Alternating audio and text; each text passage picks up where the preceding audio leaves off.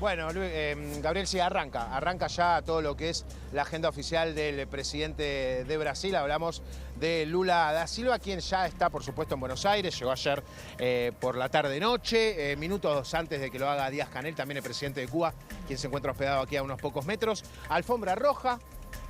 Lula va a ingresar con una ofrenda floral para dejarle al monumento del General San Martín, con una nutrida concurrencia de seguidores del PT, el Partido de los Trabajadores, aquel que volvió a poner en el poder a Lula por tercera ocasión en Brasil.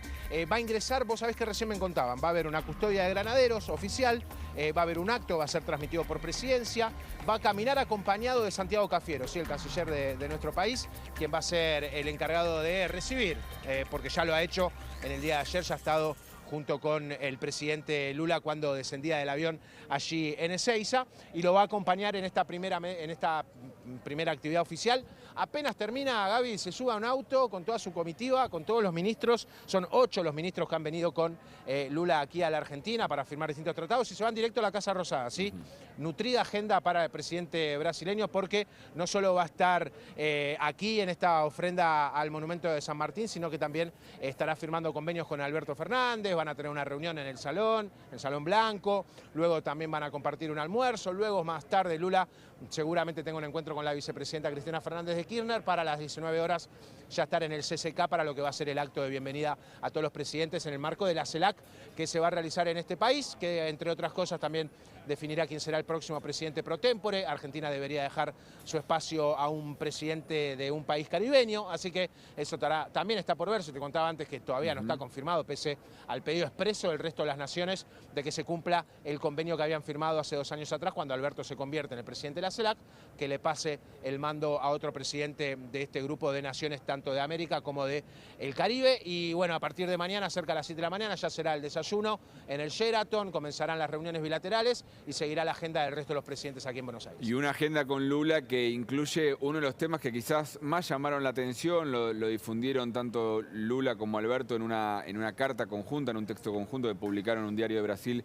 y también en Diario Perfil acá en Argentina, donde anticipan que se va a trabajar en la concreción de una moneda común entre Argentina y Brasil, con la posibilidad de ampliarlo también al resto del Mercosur. También Sergio Massa, en una entrevista en el Financial Times el fin de semana, dio a entender también que se va en ese camino. Pero aclarando siempre, Nacho, esto de, primero que son los pasos incipientes, no quiere decir que ya en un breve lapso vamos a tener una moneda común, sino que van a empezar a hacer todos los análisis técnicos que se deban hacer para avanzar en ese sentido, y aclarando también que en principio sería una moneda de intercambio para el comercio, ¿sí? No sería una moneda que ni deje de existir el real, ni mucho menos el peso argentino. Por supuesto, no, Gaby.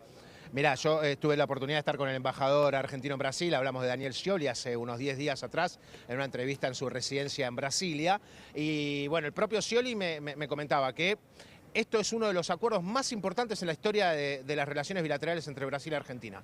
Va a solucionar cuestiones comerciales, de turismo, va a permanecer el real, por supuesto, para los brasileños y el peso argentino para los argentinos, pero por supuesto esto va a llevar, me comentaba Scioli, no menos de 2 años de implementación, pero bueno, a futuro va a poder agilizar las relaciones comerciales, los tratados, y además esto oficia de reapertura de las relaciones con buen carácter, por así decirlo, entre Argentina y Brasil, luego del paso de Bolsonaro como presidente de la República Hermana.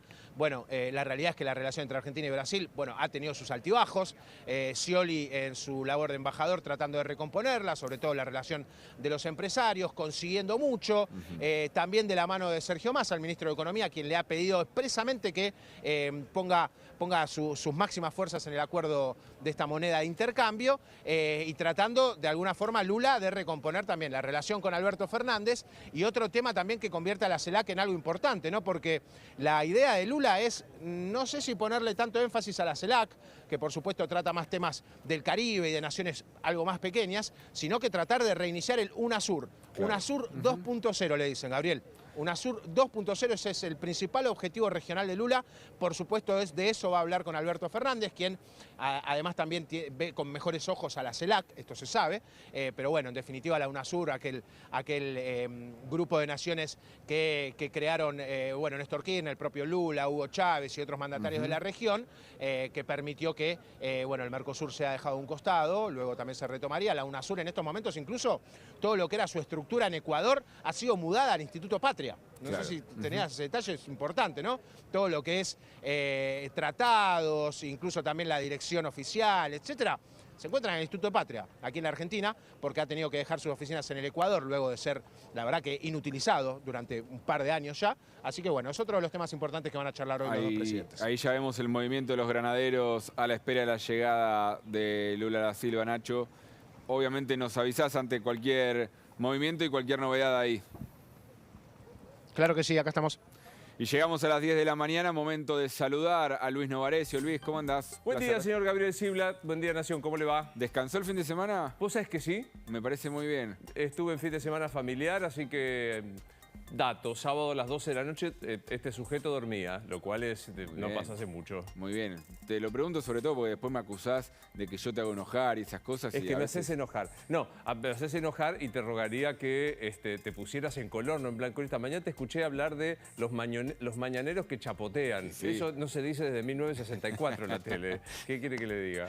Pero escúchame, ¿qué haces en el mar cuando estás ahí en la orilla? ¿Estás chapoteando o estás mojando las patas en la orilla? Sí, Blas. ¿Cómo lo dicen los pibes modernos? No sé. Hice un tiro en el agua, no sé, qué sé yo, no sé, alguna cosa. En el agua. No sé cómo pues yo soy joven, pero no tanto.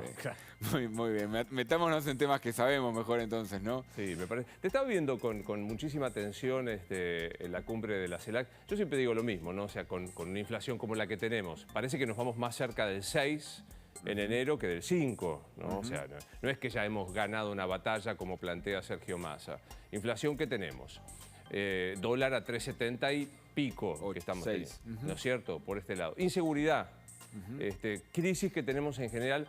Hablar de la CELAC parece una frivolidad, pero yo creo que esto sirve, en mi caso, como para componer claramente cuando uno define el peor gobierno de la historia de la democracia argentina, todo esto que acabo de decir, inflación, pobreza, inseguridad, se suma al encolumnamiento a dictaduras. Entonces digo, porque pongámosle nombre y apellido, Maduro, Díaz-Canel, Ortega, son dictadores. Y el presidente ayer en esta nota que da un medio brasileño defendiendo a Nicolás Maduro, no hace otra cosa más que creer que el Estado de Derecho es una cosa accesoria, que no hay que tener en cuenta, ¿no? Está más que invitado. Brasil pertenece a la CELAC, entonces Maduro está más que invitado, dijo ayer Alberto Fernández en esta entrevista que decís en Folia de Sao Paulo. Claramente, aparte la discusión para mí está puesta en... Suponete que estás hablando de un organismo regional donde Venezuela forma parte, donde Cuba forma parte, Nicaragua forma parte. Vos podés no invitarlos, ¿sí? Porque es lo que pasó, por ejemplo, con la Cumbre de las Américas en Estados Unidos, que Estados Unidos decidió no invitarlos. Y eso generó muchísima polémica. O sea, tenés la potestad de no invitarlos, pero los invitás. Encima después... haces una reunión bilateral con los dos, con Díaz-Canel y con Maduro, claramente estás dando un mensaje político. Pero por eso te digo, compone lo que yo creo que es Alberto Fernández, en una coalición muy particular, ¿viste? Porque me parece que la doctora Cristina Fernández se siente cómoda con esto, ¿no? Con Díaz-Canel, con Maduro, con Ortega. Massa juega que no. ¿Sabés qué pasa? Formás parte de este gobierno, yo le diría si fuera amigo mío. Le digo, no. Y Alberto dice las dos cosas al mismo tiempo, porque digamos, a esta altura del partido, encontrar una actitud de coherencia, el presidente de la Nación, y cuando dice, a ver, dictadura, ¿de qué estás hablando? Ortega ganó las elecciones con los 7 opositores presos.